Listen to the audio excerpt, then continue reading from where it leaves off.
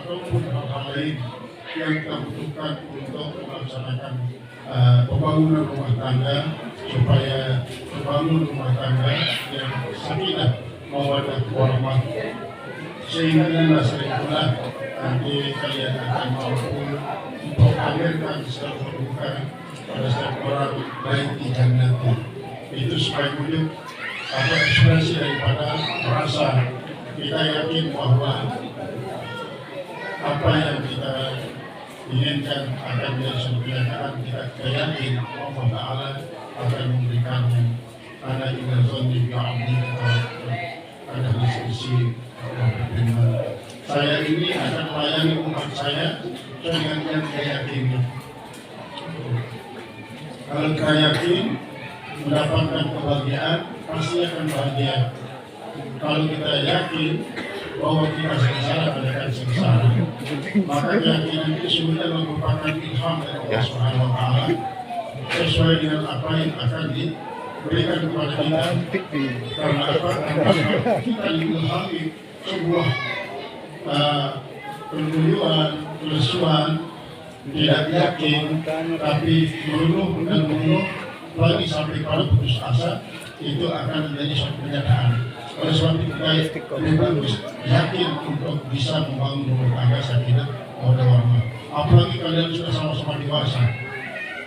Dan kalau dewasa sudah pada jadi sarjana. Ini sekarang pada saat inilah kalian harus mulai mewujudkan konsep-konsep rumah tangga yang sudah dilakukan oleh Allah dalam Al-Quran. Dalam Al-Quran itu syarat dengan syarat pembinaan rumah tangga kayak Nabi siapa. Apakah kita mau membangun rumah tangga kayak Nabi Ibrahim, silahkan. Kalau mau membangun rumah tangga kayak Nabi Yusuf, silahkan. Kalau mau membangun rumah tangga kayak Nabi Sulaiman, silahkan. Kalau mau membangun rumah tangga kayak Nabi Daud, silahkan. Karena apa? Itulah sebenarnya hikmah daripada disajikannya semua kisah para Nabi Rasul dalam Al-Quran, supaya kita mengadopsi salah satu daripada apa yang kita yakini. Artinya sebuah keyakinan yang perlu dipahami dengan sebuah perbuatan. Nah, kalau kita sudah yakin, kemudian keyakinan sebagai satu fondasi yang kuat, lalu kita lagi dengan sebuah upaya sambil berdoa kepada Allah Subhanahu Wa Taala, maka kita akan jadi seperti apa yang kita yakini. Karena apa?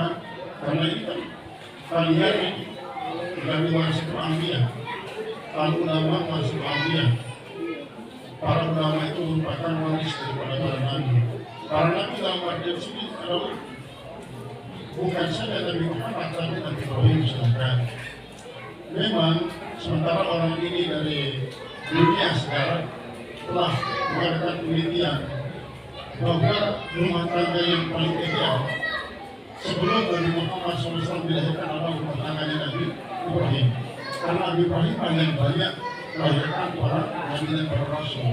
Jika dikatakan Abul Anbiya, Nabi dari bapak Ibrahim.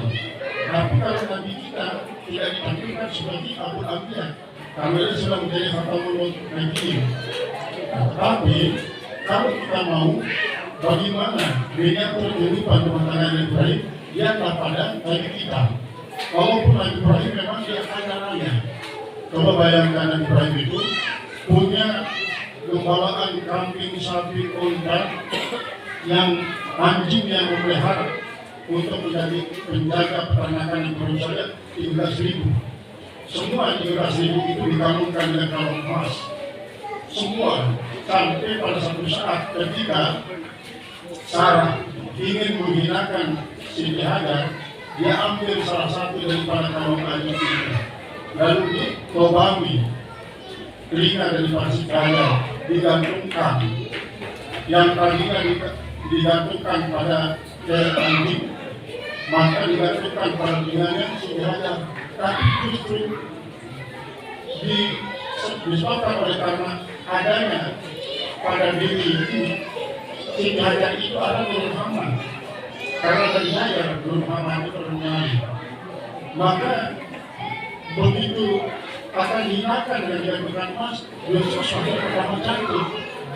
Siti Hajar sebagai pertama cantik karena Nur Muhammad itu pada dirinya.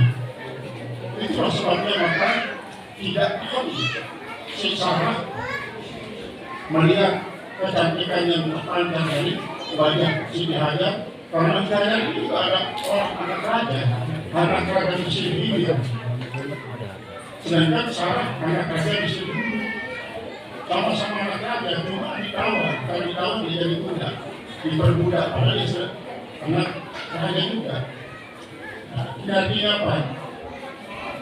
Kalau kita mengaca kepada apa yang dilakukan oleh Nabi Ibrahim alaihissalam, maka lihatlah Nabi Muhammad SAW. Para Nabi Muhammad akan kelihatan semuanya. Disitulah miniatur kehidupan daripada Nabi Ibrahim ada pada diri dari kita Nabi Muhammad SAW. Karena memang bahwa orang yang paling utama dikatakan sebagai pengikut beliau adalah Nabi Muhammad. Dan Nabi Muhammad serta orang-orang yang mengikuti Nabi Muhammad itu yang menjadi pengikut daripada Nabi Ibrahim alaihissalam. Oleh sebab itu hadir karena Al-Quran sudah dihafal secara harfiah, dibaca terus-menerus, dan sekarang aplikasikan dia dalam kehidupan sehari-hari mulai dalam rumah tangga. Artinya jadikanlah Al-Quran itu sebagai pedoman hidup dalam rumah tangga terlebih dahulu, karena akan membias dalam kehidupan masyarakat. Dengan demikian, maka masyarakat Quran ini akan terlahir dari satu keluarga ke keluarga lain, sampai nanti pada akhirnya adalah Indonesia ini akan dipenuhi oleh para keluarga Quran. Pada saat itulah kita bangga memiliki bahwa Indonesia ini sebagai bumi Al-Quran.